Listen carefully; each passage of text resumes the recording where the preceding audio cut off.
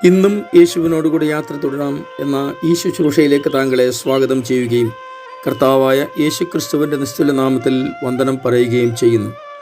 ദൈവത്തിൻ്റെ വചനം വായിക്കുകയും പഠിക്കുകയും ചെയ്യുന്ന ഏതൊരാളിനും അവരുടെ ജീവിതത്തിൽ ഒരിക്കൽ പോലും വിശ്വസിക്കാൻ കഴിയുമോ എന്ന് തോന്നത്തക്ക നിലകളിലുള്ള സംഭവങ്ങളാണ് ചിത്രീകരിച്ചിരിക്കുന്നത്.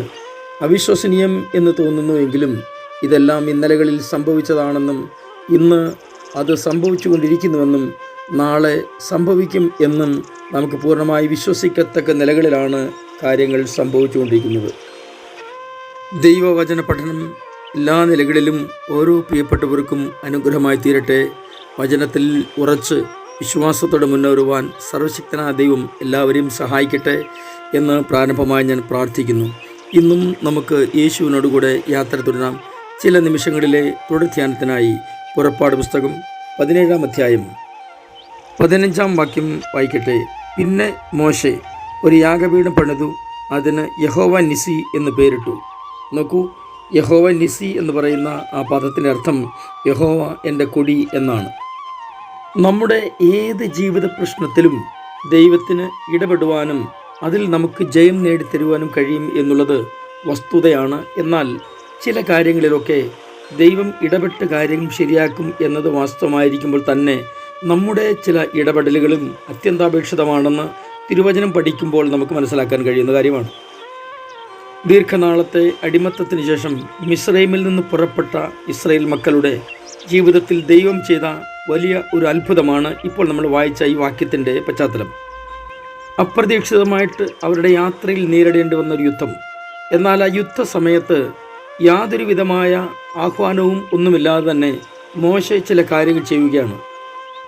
യുദ്ധം ആരംഭിക്കുന്ന ഈ സമയത്ത് മോശെ ചെയ്ത കാര്യങ്ങൾ നമ്മൾ നോക്കുമ്പോൾ ഇത് നേരത്തെ ഇവിടെ നിന്ന് പഠിച്ചിട്ടുണ്ടോ അല്ലെങ്കിൽ ഏതെങ്കിലും നിലയിൽ അഭ്യസനം ഇതിൽ ഉണ്ടായിട്ടുണ്ടോ എന്ന് നമുക്ക് സംശയമുണ്ടാകാൻ സാധ്യതയുണ്ട്. എന്നാൽ വാസ്തവത്തിൽ അങ്ങനെയൊന്നുമല്ല. സത്യത്തിൽ അതൊരു ദൈവനിയോഗം തന്നെയായിരുന്നു എന്ന് പറയുന്നതിൽ ഒട്ടും സംശയിക്കേണ്ട കാര്യമില്ല.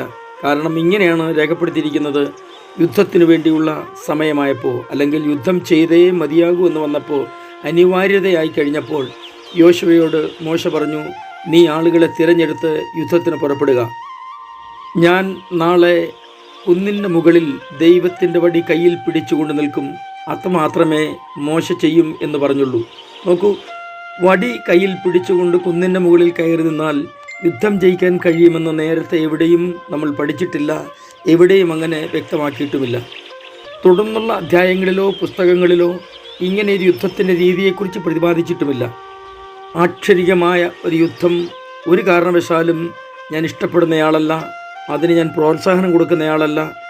എന്നാൽ എനിക്ക് പ്രിയപ്പെട്ട നിങ്ങളോട് ഓരോരുത്തരോടും പറയാനുള്ളത് ഒരു കാര്യം നമ്മൾ നിശ്ചയിച്ചു കൊള്ളുക: ജീവിതത്തിൽ ഏത് യുദ്ധങ്ങൾ നമുക്ക് നേരിടേണ്ടി വന്നാലും അവിടെ നമ്മൾ യുദ്ധക്കളത്തിലേക്ക് ഇറങ്ങുന്നതിന് മുമ്പ് ദൈവത്തിൻ്റെ സന്നിധിയിൽ നമ്മുടെ സമയം ചിലവഴിക്കാൻ തയ്യാറാണെങ്കിൽ നമ്മൾക്ക് പോലും ചിന്തിക്കാൻ കഴിയാത്ത നിലകളിൽ ഒരു ജയം ദൈവം നൽകുമെന്നത് വാസ്തവമായ കാര്യമാണ്.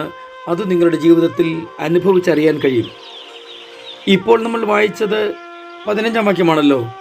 8-ാം വാക്യം മുതലാണ് വാസ്തവത്തിൽ അതിൻ്റെ പൂർണ്ണമായ പശ്ചാത്തലമുള്ളത്. യുദ്ധത്തിനു വേണ്ടി പുറപ്പെടുന്ന സമയത്ത് അവിടെ സംഭവിച്ച കാര്യങ്ങൾ അത് സംക്ഷിപ്തമായിട്ട് ഞാനൊന്ന് വിവരിക്കാം. മോശെ മലയുടെ മുകളിലേക്കും യോശുവ യുദ്ധക്കളത്തിലേക്കും പോയി. എന്നാൽ മലയുടെ മുകളിൽ കുറേ സമയം ചെലവിട്ട് കഴിഞ്ഞപ്പോൾ തന്നോടുകൂടി മലമുകളിലേക്ക് കയറിപ്പോയിരുന്ന അഹരോനും ഹൂരും ഒരു കാര്യം ശ്രദ്ധിച്ചു. അതായത്, മോശയുടെ കൈ ഉയർന്നിരിക്കുമ്പോൾ താഴ്വരയിൽ ജയം നടക്കുന്നുണ്ട്. ആ ജയം നിലനിൽക്കണമെങ്കിൽ മോശയുടെ കൈ ഉയർന്നിരിക്കുക തന്നെ വേണം. മോശയുടെ കൈക്ക് ഭാരം തോന്നിയപ്പോൾ ഒരു കല്ലെടുത്ത് മോശെ അതിന്മേൽ ഇരുത്തിയിട്ട് ഹൂരും അഹരോനും അപ്പുറവും ഇപ്പുറവും മോശയുടെ 2 കൈകൾ താങ്ങിയെന്നല്ലേ നമ്മളവിടെ വായിക്കുന്നത്. ഈ ചെറിയ സന്ദേശം ശ്രവിച്ചു കൊണ്ടിരിക്കുന്ന നിങ്ങളിൽ ചിലരെങ്കിലും ഏതെങ്കിലും വിധത്തിലുള്ള യുദ്ധങ്ങളിലായിരിക്കാം.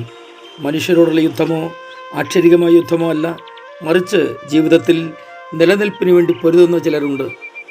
അത് സാമ്പത്തിക ഞെരുക്കത്തിൻ്റെ പേരിലായാലും ഔദ്യോഗിക വിഷയങ്ങളുടെ പേരിലായാലും പിടിപെട്ടിരിക്കുന്ന രോഗത്തിൽ നിന്ന് ഒരു മോചനത്തിൻ്റെ വിഷയമാണെങ്കിലും മക്കളുടെ ഭാവിയെക്കുറിച്ചുള്ള കാര്യമാണെങ്കിലും അങ്ങനെ പല നിലകളിലുള്ള ഒത്തിരി വിഷയങ്ങളുണ്ടല്ലോ. അതിലേതെങ്കിലുമൊക്കെ വിഷയത്തിൻ്റെ മേൽ നിങ്ങളൊരു യുദ്ധക്കടത്തിൽ നിൽക്കുന്നത് പോലെ ആയിരിക്കാം. എന്നാൽ ഒരു കാര്യം വിശ്വസിക്കുക, നിങ്ങൾ പോലും പ്രതീക്ഷിക്കാത്ത സമയത്ത്, നിങ്ങൾ പോലും പ്രതീക്ഷിക്കാത്ത നിലകളിൽ ചില വ്യക്തികളെ ദൈവം നിങ്ങൾക്ക് വേണ്ടി എഴുന്നേൽപ്പിക്കും. മോശ പറഞ്ഞത് കൊണ്ടല്ല ഹൂരും ഹറൂനും മോശയ്ക്ക് വേണ്ടി സഹായം ചെയ്തത് എന്നതുപോലെ നിങ്ങൾ അങ്ങോട്ട് ആവശ്യപ്പെടാതെ തന്നെ ദൈവം ചിലരെ നിങ്ങൾക്ക് വേണ്ടി നിയോഗിക്കും. അവർ നിങ്ങളെ സഹായിക്കും.